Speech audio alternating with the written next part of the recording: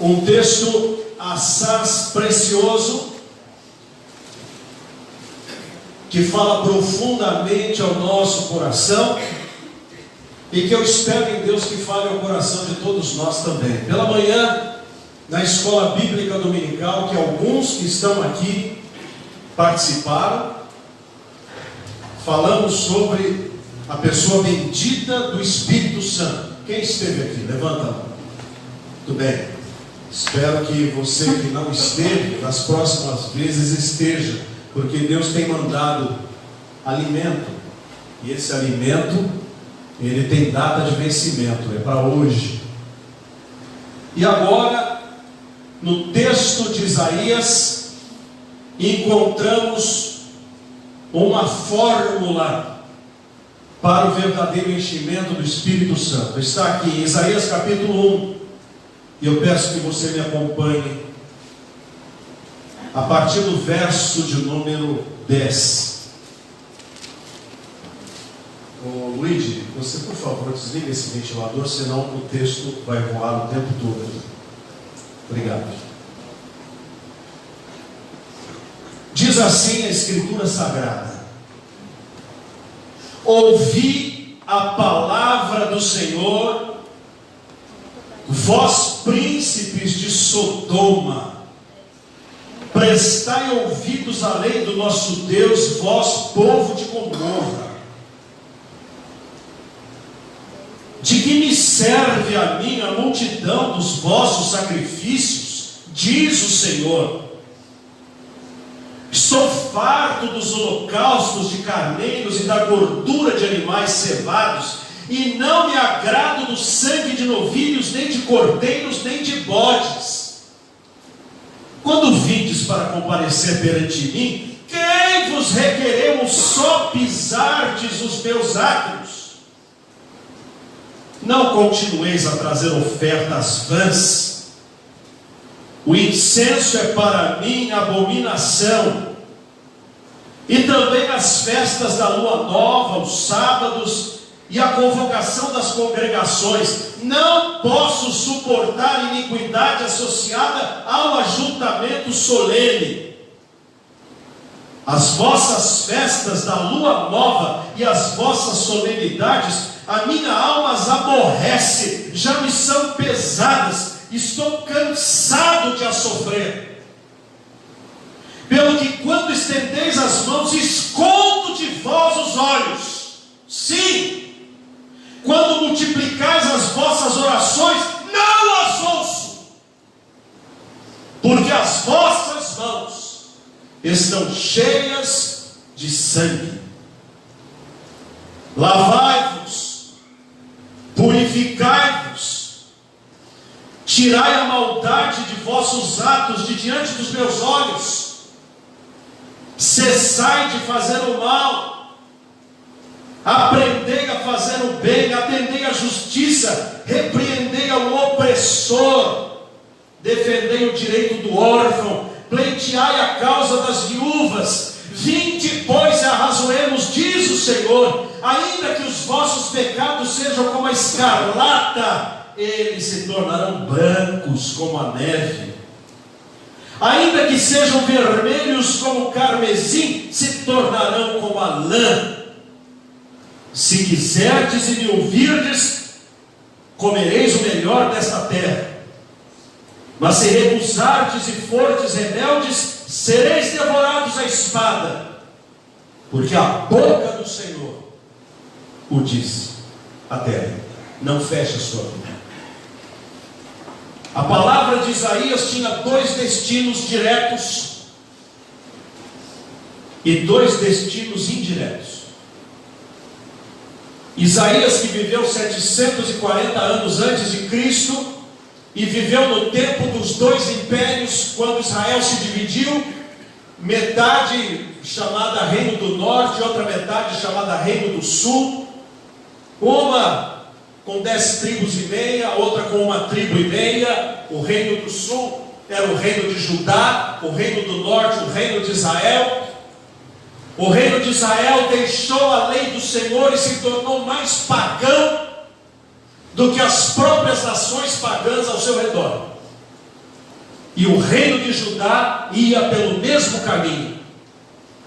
Conquanto o povo conhecesse a sua história, a sua libertação, a ação de Deus através de Moisés no deserto, abrindo o mar, dando-lhes poder para conquistar a terra que não era deles, as vinhas que eles não plantaram, os pomares que eles não plantaram, o gado que eles não criaram, conquanto tenham recebido das mãos de Deus todas estas dádivas, abandonaram a lei de Deus, quebraram os 10 mandamentos, adoravam ídolos de pedra, de madeira, de ferro, adoravam objetos, adoravam animais, sacrificavam os seus próprios filhos para Moloque.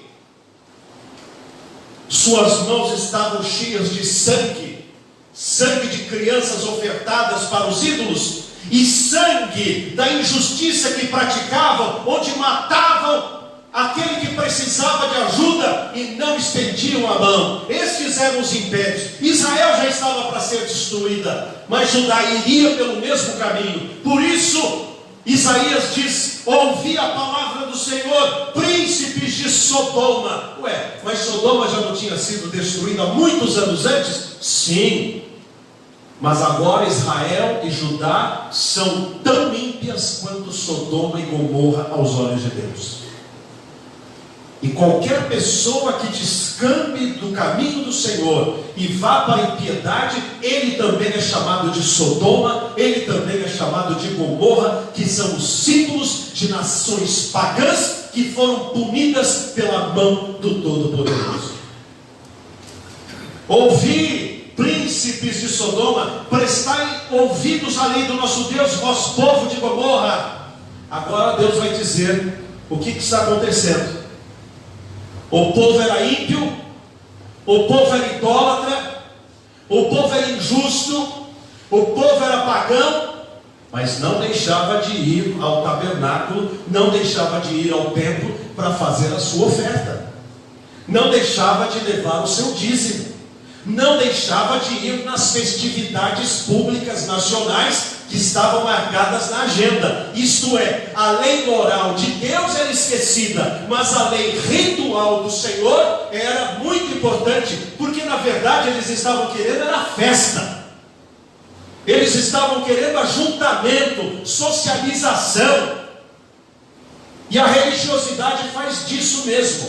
Pega o Natal, arranca Jesus e transforma apenas num festejo de reunião de famílias e de comes e bebes e mesas fartas sem Jesus. A Páscoa, a mesma coisa, arranca-se Jesus e faz com que muita gente ganhe dinheiro vendendo chocolate em nome de um coelho que bota ovos de chocolate. Deus então vai falar com estas duas nações pagãs. Ele diz no verso 11: de que me serve a minha multidão dos vossos sacrifícios? Diz o Senhor. Deus está dizendo para eles: de que me vale esses cordeiros que vocês vieram trazer? Esse dízimo que vocês vieram ofertar? Essa vinda na casa de Deus que vocês estão fazendo agora? De que me vale isso? Diz Deus. Estou farto dos holocaustos de carneiros e da gordura de animais cevados, e não me agrado do sangue de novilhos, nem de cordeiros e nem de bodes, porque o sistema do Velho Testamento era todo ele baseado no sacrifício de cordeiros, no sacrifício de animais, seja para expiação de pecados, fosse por gratidão, sacrifícios de louvor, de gratidão, sacrifícios que eram feitos como prova de que Deus era o doador, fosse pelos dízimos que eram entregues em número de ovelhas, em número de carneiros, em número de bois. Deus diz: eu estou farto disso. Mas não foi ele mesmo que pediu isso no Velho Testamento? As ofertas, os cordeiros, os sacrifícios, etc. Ele explica, verso de número 12: quando vindes para comparecer perante mim, quem vos só pisardes os meus átrios. Deus está dizendo: quando vocês estão vindo à minha casa, quem foi que pediu que vocês só viessem à minha casa? Que vocês só viessem no culto público? Que vocês só estivessem na congregação? Quem foi que pediu isso? Parece um retrato das igrejas cristãs dos dias de hoje, onde as pessoas vão à igreja simplesmente por uma questão de agenda, de sociabilidade, de religiosidade, porque as suas vidas estão desconectadas com o Deus a quem dizem que vão adorar. Elas vêm no domingo à noite, algumas até no domingo de manhã, e outras tantas até na quarta-feira, mas segundo Deus, Deus estava farto de tudo isso, e por alguma razão, Ele vai dizer a razão. Verso 13: não continueis a trazer ofertas vãs. O incenso é para mim abominação, e também as festas da lua nova, os sábados, a convocação das congregações. Deus está dizendo que todos aqueles atos religiosos que eles estavam praticando eram feitos à toa, porque Deus não estava atentando para eles. E por qual razão? O versículo diz no seu encerramento: não posso suportar iniquidade associada ao ajuntamento solene. Deus não se compra com dinheiro. Deus não se compra com campanhas. Deus não se compra com ofertas. Deus não se compra com frequência. Deus conhece a vida de cada um de nós que está aqui na casa dele. E Ele sabe se nós vivemos de fato a palavra, ou se somos grandes hipócritas, mentirosos, falsos cristãos, que parecem uma coisa, mas se for abrir é outra. É como uma linda melancia. Você vai e compra melancia. Você fala: fiz um bom negócio. Chega em casa, pega um facão e abre, está podre por dentro. A casca está linda, mas o miolo não. Há muitos que são grandes religiosos, mas não vivem a fé. E o Senhor está dizendo: eu não posso suportar quem vem me cultuar e não vive aquilo que prega, e não vive aquilo que diz acreditar. Pedro, fica aí, ouça a palavra, fica aí, deixa lá. Deus não suporta que nós nos comportemos em dualidade, sendo uma coisa na casca e outra na essência. Estava comentando de manhã que há um medo de que, se este ou aquele ganharem eleições, igrejas vão fechar. E ouvi ontem o pastor Marcelo Perotto, lá de Birigui, dizendo o seguinte: não tenham esse medo, não precisa, os próprios crentes estão fechando as igrejas. Façam uma contagem de quem frequentava a casa de Deus antes da pandemia e agora, quantas pessoas estão. Os próprios crentes são responsáveis por fechar as suas próprias igrejas. Na minha cidade de São Paulo, mais de 800 igrejas na zona oeste de São Paulo fecharam, porque não há mais necessidade. O povo não está mais sensibilizado, e Deus está dizendo o seguinte: eu não suporto culto hipócrita. Deus diz no verso de número 14: as vossas festas de lua nova e as vossas solenidades, a minha alma as aborrece, já me são pesadas, estou cansado de as sofrer. Eram as festas mais importantes que eles tinham: festas de colheita, festas de safra, festas de plantação, festas de matar o rebanho ou as crias novas, festa da inauguração de um novo período. Deus disse: eu já estou farto de tudo isso. Vocês fazem isso em meu nome e não vivem para a minha glória. A essência de Deus não estava na vida daqueles judeus e daqueles israelitas. E será que em nós, cristãos do século 21, das igrejas cristãs brasileiras do século 21, as coisas estão diferentes? Será que a nossa qualidade passa por um teste que Deus faça dizendo assim, aprovado ou reprovado? Será que somos o que pregamos? E Deus diz para os judeus o que aconteceria, ou o que acontecia quando eles erguiam as mãos para a oração. Olha lá, verso de número 15. Pelo que quando estendeis as mãos, o que diz aí? Escondo de vós os olhos. Sim, quando multiplicais as vossas orações, não as ouço, porque as vossas mãos estão sujas de sangue. Deus está dizendo para eles: eu não escuto a sua oração. No momento em que você ora, eu tampo os meus ouvidos, simbolicamente, é claro, eu não atendo a sua oração. Será que não é por isso que muitos de nós temos orações que não têm resposta alguma?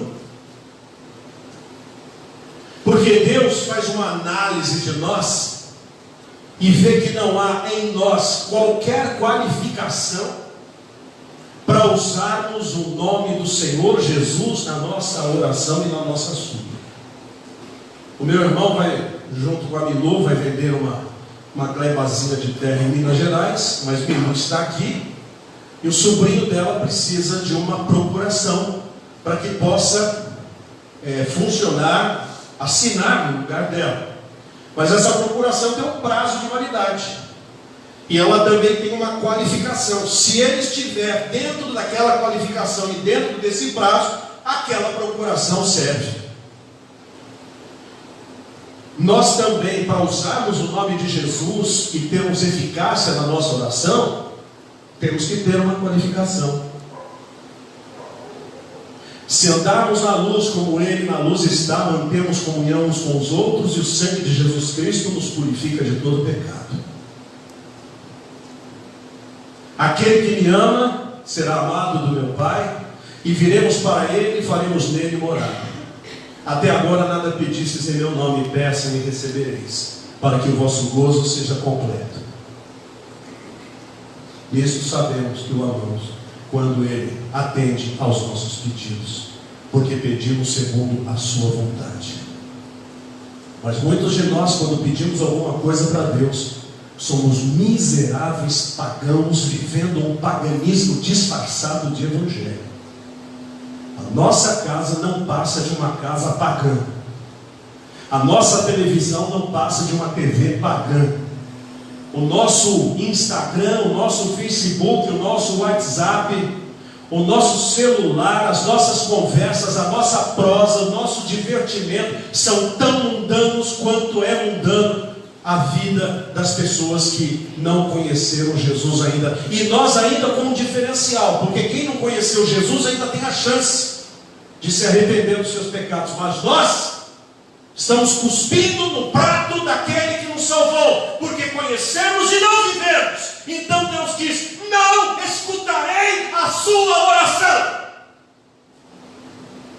não ouvirei, porque as suas mãos estão cheias de sangue. Por que ele disse isso? Porque eles faziam sacrifícios para os deuses pagãos, e porque eles não faziam justiça para os órfãos, para as viúvas e para aqueles que precisavam. Então isso era sangue. Deus olhava o sangue do seu pecado, a sua sujeira, e dizia: você quer pedir alguma coisa para mim com as suas mãos enlambecadas de pecados? Eu não ouvirei.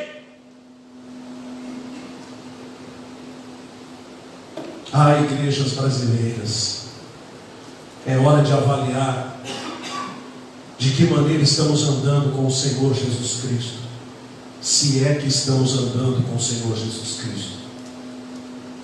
E a razão pela qual muitas das nossas orações não são atendidas, porque talvez Deus esteja tapando os ouvidos, porque a nossa vida não vai bem. Por isso Davi disse: sonda, meu Deus, conhece o meu coração, prova, meu Pai, e vê se em mim algum caminho mau, e guia-me pelo caminho eterno. A gente assume compromissos diante de Deus e não os cumpre. Guardarei o dia do Senhor, dissemos isso no dia do batismo, não guardamos. Lerei a Bíblia, a palavra de Deus, não lemos. Farei da minha vida uma vida de oração, não fazemos. Testemunharei de Jesus para aqueles que não o conhecem, não testemunhamos.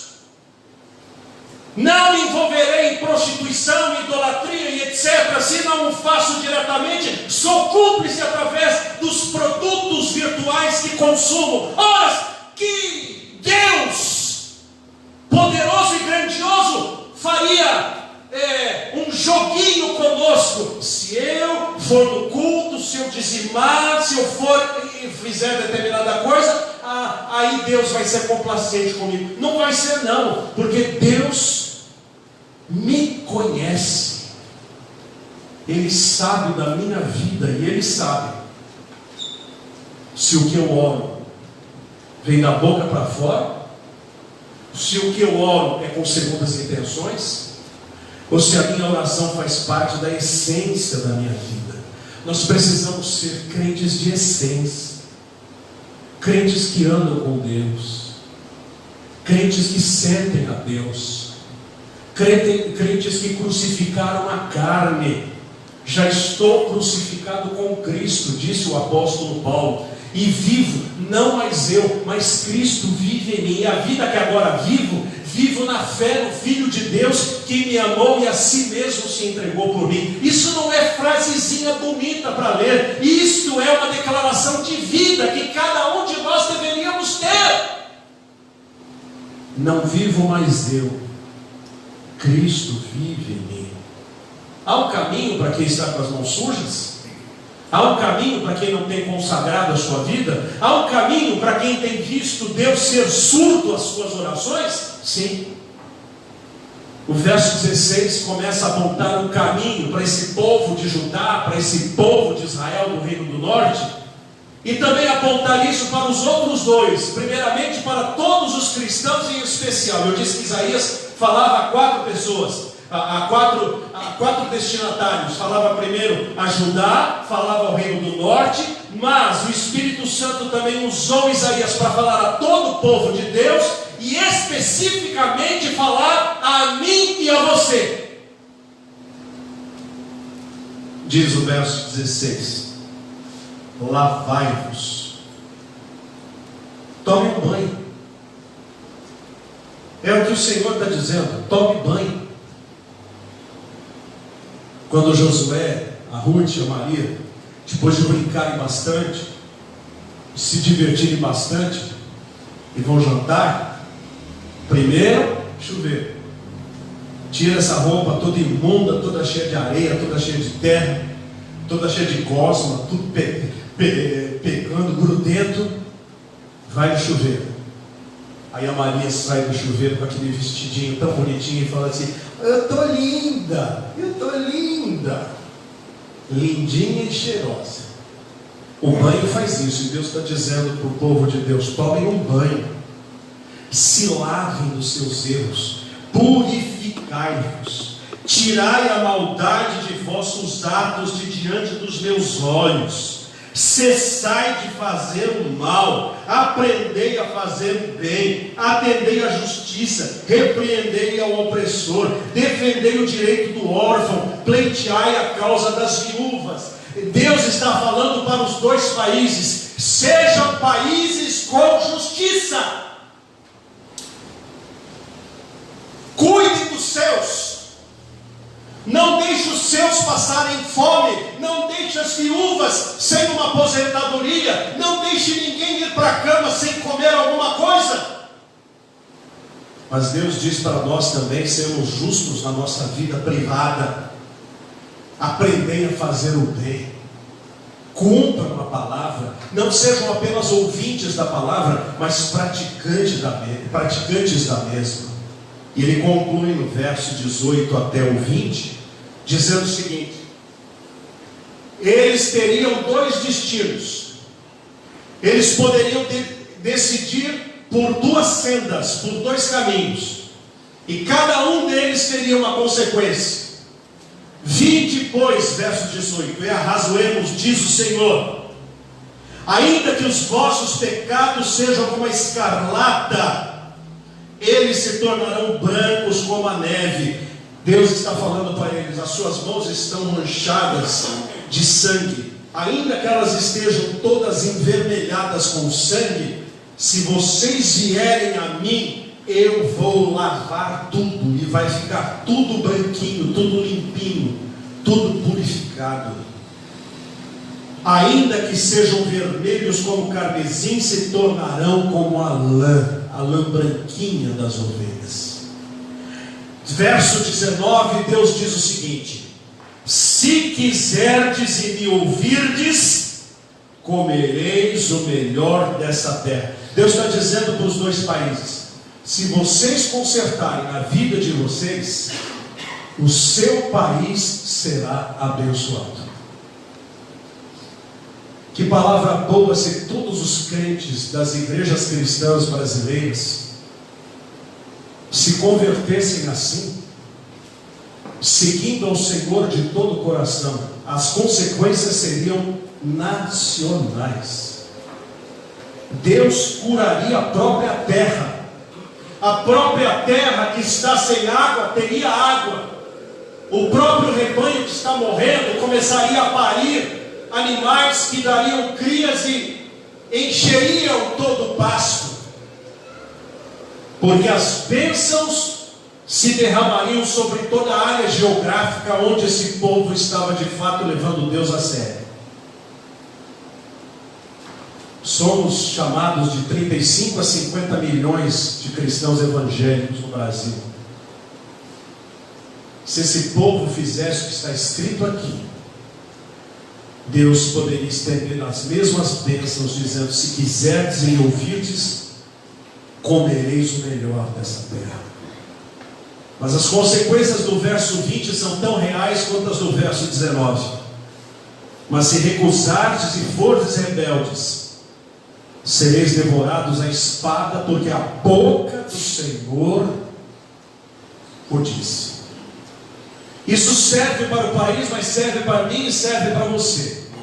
Se eu andar com Deus na minha vida, se eu cumprir a minha palavra, se eu disser que vou, eu vou. Se eu disser que não vou, não vou. Se eu disser que faço, faço. Se eu disser que não faço, não faço. Se eu fiz uma confissão no dia do meu batismo, me comprometendo com Deus, com uma série de coisas que no meu certificado estão lá elencadas, se eu for cumpridor, bênçãos se derramarão sobre a minha vida, e os ouvidos do Senhor estarão atentos à minha oração e à minha súplica.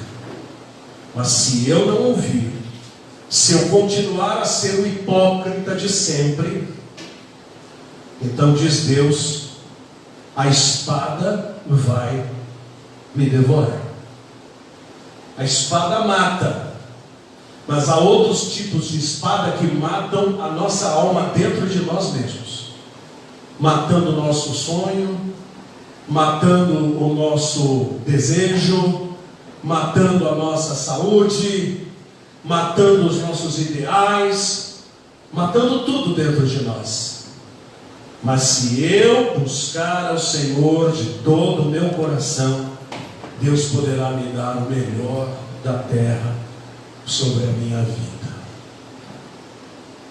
Esta mensagem diz respeito a mim, mas ela diz respeito a você e a quem está online assistindo também. Deus tem fechado seus ouvidos para muitas orações, porque não estamos vivendo de acordo com a santa palavra do Senhor. É hora de mudarmos de comportamento. É hora de alterarmos a nossa vida diante de Deus. Lembre-se de que Deus ouviu você dizer que o amava e por ele daria a sua vida. Deus ouviu você dizer: vou ler a palavra, vou orar, vou compartilhar a fé. Deus ouviu você dizer: guardarei o dia do Senhor, serei dizimista fiel, partilharei a minha fé. Deus ouviu. Cumpra a palavra. Porque Deus não é como muitos de nós temos que ser. Quando alguém se compromete conosco, não nos dá nenhuma satisfação, e quando vamos procurar a pessoa, diz: ah, eu esqueci, eu tinha outra coisa para fazer. Com Deus não é assim. Se quiserdes e ouvirdes, mas se recusardes e fortes rebeldes, para Deus é ou ata ou desata, ou vai ou racha, ou anda ou para, ou faz o seu, como é que é? O troteio ou sai da estrada. Com Deus não tem meio termo. Eu vou orar agora, peço que você abaixe sua cabeça.